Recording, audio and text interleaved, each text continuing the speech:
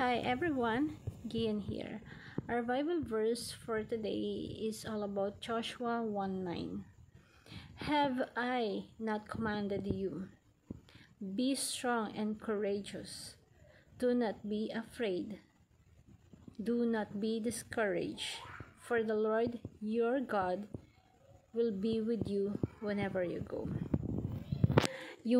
Ang ganda po ng Bible verse po natin kasi sinasabi nito sa atin, God's command is empowered by God's presence. Ibig sabihin, kapag may inuutos sa'yo yung Diyos natin, sisiguraduhin niya na hindi mo gagawin yun mag-isa. Sisiguraduhin niya na sasamahan ka niya para yung inuutos niya sa'yo, yung pinapagawa niya sa'yo, mapagtagumpayan mo yun.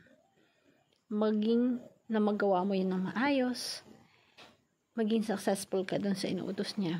God will strengthen you, that He will give you the power and the skills na kailangan mo for you to accomplish your God's given commission.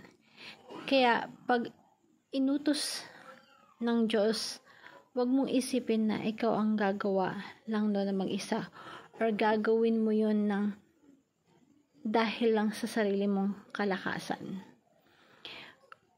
Kung may God command, may God's present.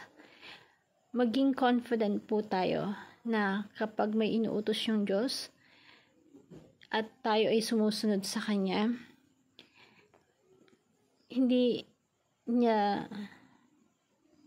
tayo pababayaan. And the opposite of being strong is discouragement. Be strong and courageous, sabi nga dun sa verses natin. Pag may inutos yung Diyos, sasamahan niya ito ng presensya niya. May pagsama ng presensya niya. Kaya dapat huwag kang matakot at magpakatapang ka. Kung meron kang sitwasyon or merong hamon na pinapagawa sa buhay mo ngayon, huwag kang matakot at magpakatapang ka. Obey God's faith. Kagaya po ng inutos ng Diyos kay Noah na gumawa ng arko, Noah's Ark, diba? Napakalaki nun at walang materyales si Noah at napaka-imposibleng gawin. But Noah obeyed by faith to our God and he was empowered by our God. Yung skills, yung karunungan, ibibigay sa'yo ni God eh. Kasi alam niya na kailangan mo. Kasi kung hindi ka susunod sa Kanya, minsan kasi sumusunod lang tayo sa inuutos sa atin ng Diyos dahil alam natin kaya natin or dahil sisiyo lang sa paningin natin. Pero kapag kayong mga imposibleng bagay na, kagaya ng pinapagawa kay David na patayin sa Goliath, yung pinagawa kay Noah na gumawa ng malaking arko, or yung pinagawa kay Peter na palakarin sa tubig, mga imposibleng bagay yun eh. Pero they are obeyed and empowered by our God para magawa nila yung mga bagay ngayon. So, maganda po na teaching natin, God's commands is empowered by God's presence. The opposite of being strong is discouragement. And the opposite of courage is fear. So, kailangan maging matapang ka. Magkaroon ka ng courageous. At yung application kailangan sa buhay natin, we have to obey the faith and empowered.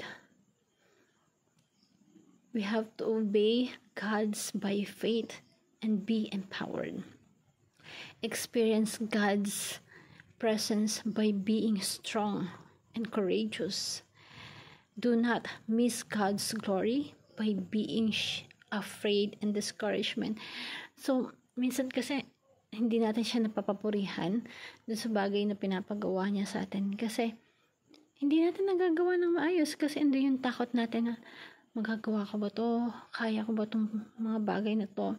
Dapat hindi. Kapag meron kang pinaglaban or meron kang dapat gawin sa buhay mo, gawin mo ngayon kasi hindi ka niya pababayaan.